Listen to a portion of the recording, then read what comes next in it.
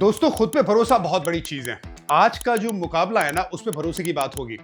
एक गुजरात की टीम जिसका अभी तक का जर्नी जो रहा है वो एकदम जबरदस्त रहा है, खुद पे भरोसा रहा है। 3 बल्लेबाजों पे, चाहे वो गेंदबाजी यूनिट पे, हमने बैटिंग डेप्थ की बात की, उसके बावजूद क्योंकि यकीन है खुद के ऊपर और टीम के ऊपर और एक स्टेबिलिटी के साथ चलती है, तो 5 जीत के साथ 10 अंकों पर बैठी हुई है ऊपर की तरफ।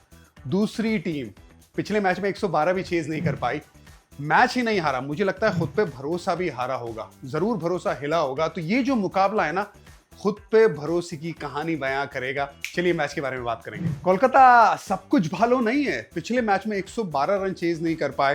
अंकुश रघुवंशी और अजिंक्य रहाणे जब खेल रहे थे, 7 ओवर में 62 रन हो गए थे। आप 112 रन का पीछा कर रहे हो। 98% चांस था केकेआर का जीत का, फेवरेट्स थे। वहां से फिर अगले 31 गेंदों में क्या हुआ, 17 रन बने, 7 विकेट गिर गई, कोलैप्स। मतलब ऐसा तूफान आया कि किसी ने ना वो तूफान से बचने की कोशिश ही नहीं की या मौका ही नहीं मिला। अब देखिए, जब ऐसी हार होती ना तो बड़ी मुश्किल हो जाती है। अब यहां से सवाल आएगा उनकी टीम मैनेजमेंट का, सवाल आएगा उनके कैप्टन अजिंक्य रहाणे का कि इस टीम को आगे कैसे लेके जाएंगे, क्योंकि बल्लेबाजी नहीं चली ना। आपने गेंदबाजी में, आपको लगा कि गेंदबाजी में सबने अच्छा काम कर दिया, लेकिन बल्लेबाजी एकदम कोलैप्स हो गई। बहुत सारे खिलाड़ियों पे नजर रहेगी। क्विंटन डी कॉक, फिर बाद में एंड्रे रसल एक बहुत बड़ा सवालिया निशान लेके खड़े होंगे कि अभी तक फॉर्म आया नहीं है। पूरी टीम एकदम ऐसा लग रहा है कि वो एकजुट होने की कोशिश कर रही है।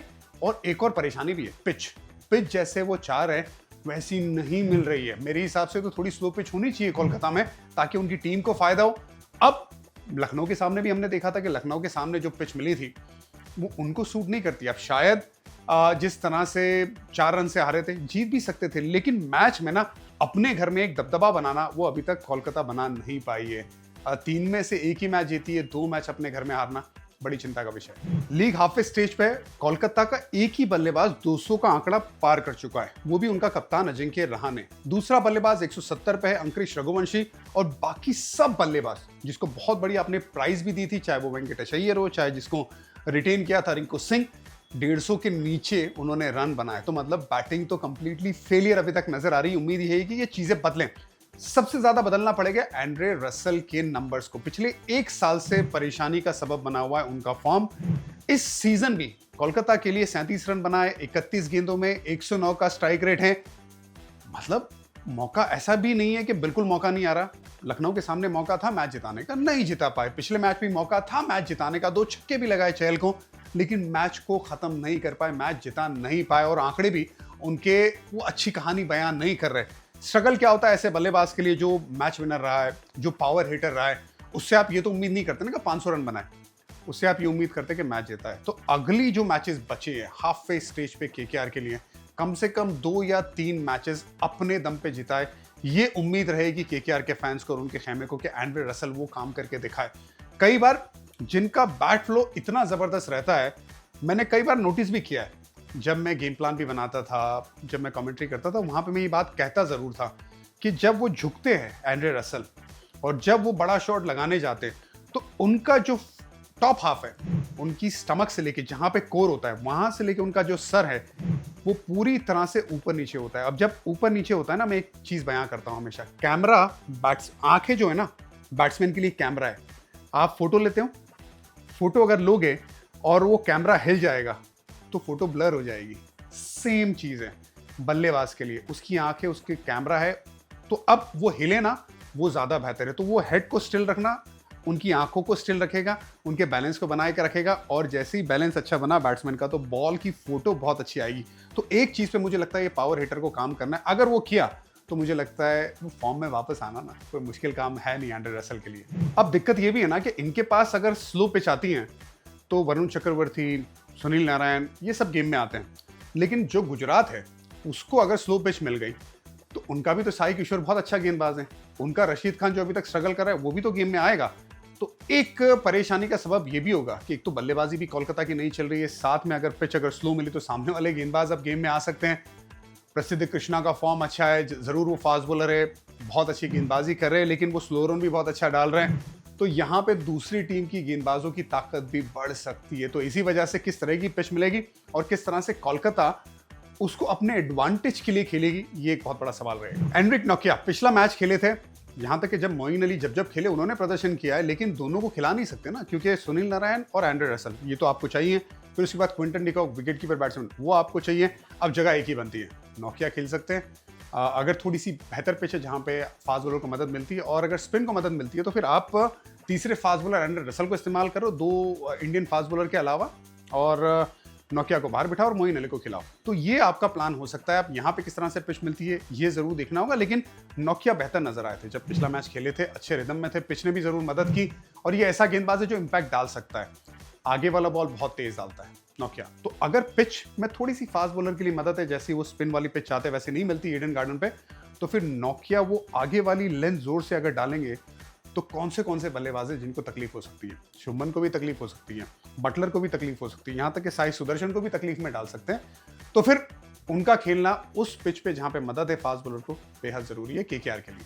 कोलकाता की प्लेइंग 12 क्विंटन डिकॉक, भाई साहब क्विंटन डिकॉक के बल्ले से रन आना बेहद जरूरी है। अभी तक 150 से कम रन बनाए, स्ट्राइक रेट फिर भी ठीक है, लेकिन कंसिस्टेंटली इनके बल्ले से रन आना जरूरी। सुनील नारायण, देखिए सुनील नारायण के सामने ना ये गुजरात की टीम अच्छा प्लानिंग करके आएगी, ये कम मत आंकिएगा। सिराज भी उनको यॉर्कर डाल सकते शुरुआत में, तो सुनील नारायण को वो ध्यान रखना होगा। अजिंक्य रहाणे अच्छी बल्लेबाजी कर रहे हैं। वेंकटेश अय्यर, रिंकू सिंह, अपना कद बड़ा करना पड़ेगा। एंड्रे रसल बहुत खामोश है, इनका बल्ला चलना जरूरी है। रमनदीप सिंह, हर्षित राणा, वैभव अरोरा, वरुण चक्रवर्ती, एनरिक नोकिया और इंपैक्ट प्लेयर अंकुरिश रघुवंशी जो ऊपर आके आपके लिए बल्लेबाजी करेंगे। स्पिन वाली पिच है तो फिर आप एनरिक नोकिया की जगह पे आप मोइन अली को खिला सकते हैं, लेकिन अगर नहीं तो फिर एनरिक नोकिया आगे वाली लेंथ, उनके टॉप ऑर्डर के बल्लेबाज जो गुजरात के हैं उनके सामने अच्छा प्लान कर सकते हैं। तो इसी टीम के साथ जाना चाहिए। अभी भी देखिए बहुत ज्यादा परेशान होने की जरूरत नहीं, यहां से भी ना केकेआर अगर जीतती है तो मोमेंटम प्राप्त कर सकती हैं। सारे बदल डालूंगा मैं ना, तकलीफ होती है, तो वो करने की मुझे नहीं लगता जरूरत है। गुजरातियों आवाज है, 4 ऐसे बल्लेबाज हैं जिन्होंने पूरी बल्लेबाजी यूनिट को संभाल के रखा हुआ है। साई सुदर्शन, शुभमन गिल, जॉस बटलर और रदरफोर्ड, चारों बल्लेबाजों ने 200-200 रन कम से बनाए, उसमें से 2 ने तो 300 के ऊपर रन बना दी। मतलब बैटिंग को पूरी तरह से अपने कंधों पे लेके चल रहे हैं। अब जो 2 बल्लेबाज आते हैं, तेवतिया ने पिछले मैच में एक अच्छी पारी खेली, छोटी पारी थी लेकिन इंपॉर्टेंट थी, वो छक्का लगाया था। मिचेल स्टार्क को वो जरूरी था। शाहरुख खान ने भी 2 अच्छे कैमियो खेले हैं अभी तक। सो ओवरऑल देखे तो डिस्पाइट कि हम ये कह रहे हैं कि 8-9 नंबर तक बल्लेबाजी बहुत लंबी नहीं है, 7 पे कई बार खत्म हो जाती है। वॉशिंगटन सुंदर खेलती तो फिर 8 पे राशिद आते तो फिर लंबी बल्लेबाजी होती है।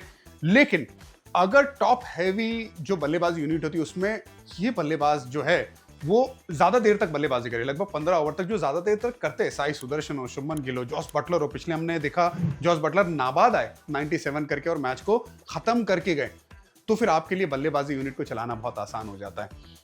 इन फॉर्म है, बहुत अच्छे संभाल के क्रिकेट खेलते हैं, क्रिकेटिंग शॉट्स खेलते हैं। ऐसा नहीं है ना आड़ा टेढ़ा ज्यादातर आपको वो देखने को मिलती है बल्लेबाजी में। जरूर कई बार वो लैप शॉट निकालते हैं, लेकिन ज्यादातर शुरू में टाइम लेते हैं। अब यहाँ पे केकेआर क्या प्लानिंग कर सकती है? क्या टीम जो उनके मेन बल्लेबाज हैं, बटलर, साई सुदर्शन, शुभमन गिल, उनको एक अलग तरीके से चैलेंज देगी? वहीं पे गुजरात ये सोचेगी ठीक है, हमें पता है कि ये स्पिन हैवी टीम है, सुनील नारायण, वरुण चक्रवर्ती, साथ में नोकिया भी आ सकते हैं, उनके सामने क्या थोड़ा क्वेश्चन के साथ खेले, थोड़ा संभाल के खेले और हाई टेकिंग रिस्क शॉट्स ना खेले? बड़ा इंटरेस्टिंग होने वाला ये मैचअप्स। कृष्णा बहुत प्रसिद्ध हो रहा है भाई। पिछले मैच में पर्पल कैप अपने सर पे रखी थी, 14 विकेट है, इकोनॉमी भी 7.5 से कम का है, 7.44 का है। बहुत अच्छी गेंदबाजी कर रहा है। सिर्फ पहले मैच में ना विकेट नहीं मिली थी, उसके बाद अगर आप देखें तो हर मैच में कम से कम 1 विकेट निकाला है, एक बार 3 विकेट निकाला है, एक बार 4 विकेट निकाला है, कंसिस्टेंटली ब्रेक थ्रू दिला है। पिछले मैच में भी डीसी के सामने ना ऐसा लग रहा था कि डीसी बहुत अच्छे से जा रही है, केएल राहुल बहुत सेट नजर आ रहे थे, इनफॉर्म नजर आ रहे थे, यॉर्कर डाला और लेट मूवमेंट हुआ और लेट मूवमेंट की वजह से केएल राहुल बीट हो गए। सो यॉर्कर, स्लोअर वन, बाउंस है, बहुत अच्छे फॉर्म में है। अपनी पुरानी टीम केकेआर के लिए खेले थे ना प्रसिद्ध कृष्णा, तब यहीं पे आए हैं, इस मैदान को जानते, इन पे एक और बार नजर आएगी किस तरह से जो केकेआर की बल्लेबाजी का चैलेंज है उसको काउंटर करते। क्योंकि अगर सुनील नारायण चल गए, अगर क्विंटन डिकॉक का बल्ला चला, तो फिर ये दोनों लेफ्ट हैंड के सामने ना वो जो ऑफ कटर डालते हैं, जो गेंद बाहर जाती है, वो बड़ा क्रूशियल होगा। और चैलेंज एक रहेगा एंड्रे रसल बनाम इन फॉर्म प्रसिद्ध कृष्णा, वो भी एक अलग से प्लानिंग होगी। क्या यॉर्कर स्टंप में डालेंगे, क्या वाइड यॉर्कर डालेंगे, या फिर अगले पैर पे जो एंड्रे रसल का बाहर जाता है उसको टारगेट करेंगे? क्योंकि इनका गेंद हल्का सा यॉर्कर में मूव कर रहा है, तो एक बहुत इंटरेस्टिंग और बहुत इंपॉर्टेंट फैक्टर लेके आएंगे इस मैच में प्रसिद्ध कृष्णा। राशिद खान का 9 साल का आईपीएल करियर है। ये जो इकोनॉमी इस साल 9 के ऊपर और विकेटें भी नहीं मिल रही है, लोग बहुत उन्हें कंफर्टेबल तरीके से खेल रही है, अभी तक का सबसे खराब फर्स्ट हाफ रहा है राशिद खान का। अब वो मैजिक या तो डिरेल हो रहा है या फिर लोग उन्हें ज्यादा पढ़ पा रहे हैं। मुझे लगता है कि देखिए, सुनील नारायण ने भी ना इतने साल बहुत बढ़िया तरीके से परफॉर्मेंस किया ना, रीमॉडल करके अपनी एक्शन को भी। एक चीज थी, उनकी जो लेंथ है ना वो ज्यादा बदली नहीं है। राशिद की अभी इंजरी के बाद मुझे लग रहा है लेंथ और लाइन में बदलाव हुआ है, ज्यादा ओवर पिच भी कर रहे हैं। एक चीज को पकड़ के रखेंगे, मैंने चहल की बात की थी, वो स्लो डाल रहे थे बैट्समैन को, वो प्लान के हिसाब से गेंदबाजी करे, तो एक ही चीज कई बार करना बेहतर है। तो राशिद खान के लिए भी बढ़िया रहेगा कि वो एक ही चीज के पीछे ज्यादा पड़े रहे। बहुत ज्यादा भी अगर बदलाव करेंगे चीजों में तो शायद वो रिदम प्राप्त करने में दिक्कत आएगी। अनलेस अगर बहुत ज्यादा उन्हें दिक्कत हो रही है अपनी बॉडी में, तो फिर बाहर से बैठ के कुछ नहीं कर सकते आप। लेकिन अगर सब कुछ सही है तो फिर एक ही एरिया पे अच्छी गेंदबाजी करें और कोलकाता में पिच में मदद मिल गई तो फिर उनके लिए वापसी का रास्ता आसान हो जाएगा। गुजरात की प्लेइंग 12, एक प्लेयर के बारे में बात करूंगा। Shubman Gill, Sai Sudharsan, Jos Buttler, top 3। उसके बाद रदरफर्ड, शाहरुख खान, राहुल तिवटिया, राशिद खान, साई किशोर, मोहम्मद सिराज, प्रसिद्ध कृष्णा, ईशांत शर्मा। अब आप अरशद खान के साथ कंटिन्यू करना चाहेंगे या फिर एक स्पिनर को लेके आना चाहेंगे? एक अच्छा विकल्प है ना, क्योंकि लेफ्ट हैंडर बल्लेबाजों से भरी हुई ये टीम है। एक नहीं, दो नहीं, तीन नहीं, चार आपके पास लेफ्ट हैंडर है प्लेइंग 11 में, जो कम से कम है ना। केकेआर की मैं बात कर रहा हूं, तो क्या जयंत यादव के बारे में सोच सकते हैं ऑफ स्पिनर, एक स्पिनर के अलावा? क्योंकि आपके पास 3 फास्ट बॉलर तो हो गए ना, आपके पास मोहम्मद सिराज हो गए, प्रसिद्ध कृष्णा हो गए, ईशांत शर्मा हो गए। तो फिर क्या आप या तो ईशान की जगह पे या अरशद की जगह पे, ईशान ने बहुत अच्छी पिछले मैच में गेंदबाजी की थी, आप एक ऑफ स्पिनर के बारे में सोच सकते हैं। गुजरात मुझे लगता है सोचेगी जरूर। एक और चीज है, साई किशोर का ना आंकड़ा आखिरी ओवर में डालते हुए बड़ा जबरदस्त है। 3.5 वो गेंदें डाली हैं। इकोनॉमी ना उनका लगभग 8, 8.5 के करीब का है और विकेटें भी निकाली है भाई। बड़ा इंटरेस्टिंग है। पिछले मैच में एक ही ओवर डाली, वो भी आखिरी ओवर डाली और मारने नहीं दिया। मेरे हिसाब से मैं थोड़ा अनकंफर्टेबल था उन्हें आखिरी ओवर डालते हुए देखते हैं, लेकिन भाई ये दिमाग से गेंदबाजी करता है। छोटे मैदान में नहीं चलेगा, लेकिन वो बड़ा मैदान है तो फिर भी काम चल सकता है। मैचअप की बात करते हैं। शुभमन गिल बनाम एंड्रिक नोकिया, 7 इनिंग में 4 बार आउट किया है। भाई साहब, स्ट्राइक रेट है 150 का शुभमन गिल का, लेकिन 4 बार आप 7 बार आमना सामना करते हो, 50% से ज्यादा। मतलब भाई आपने परेशान किया है बल्लेबाज को। वो इसलिए भी परेशान करते, मैंने पहले कहा था कि आगे वाली लेंथ बहुत अच्छे से डालते, तो ये एक मैचअप है। आगे वाली लेंथ अगर शुभमन के सामने आपने जोर से डाला ना, हमने जोफ्रा के सामने देखा था, इनके सामने भी वो काम वो कर सकते हैं। दूसरा मैचअप, वरुण चक्रवर्ती बनाम जॉस बटलर। अभी T20 सीरीज हुई थी ना इंग्लैंड बनाम भारत, तो फिर क्या किया था, 3 बार आउट कर दिया था। यहाँ पे आप शुरुआत में जैसे ही बटलर साहब आए, उनके सामने लगा दीजिए वरुण चक्रवर्ती को, बिल्कुल ट्रबल में डाल सकते हैं वरुण चक्रवर्ती जॉस बटलर को। तीसरा, मोहम्मद सिराज बनाम सुनील नारायण। देखिए 2 बार आउट किया है, स्ट्राइक रेट 100 का ही है मोहम्मद सिराज के सामने। वो इसलिए भी है क्योंकि अगर वो यॉर्कर डालते हैं ना ओवर द विकेट, थोड़ा अंदर आता है, तकलीफ में आता है, तो क्या यॉर्कर की तरफ सीधा चले जाएंगे मोहम्मद सिराज? तो ये 3 मैचअप मैं देखना चाहूंगा। मुझे लगता है जरूर गुजरात बहुत सॉलिड फॉर्म में है, लेकिन यहां से ना कोलकाता रास्ता बदल सकती है। कोलकाता मुझे लगता है गेम में वापस आ सकती है। सो कोलकाता के लिए मुझे ये फीलिंग है इस मैच में। आप लोगों को क्या लगता है बताइएगा जरूर।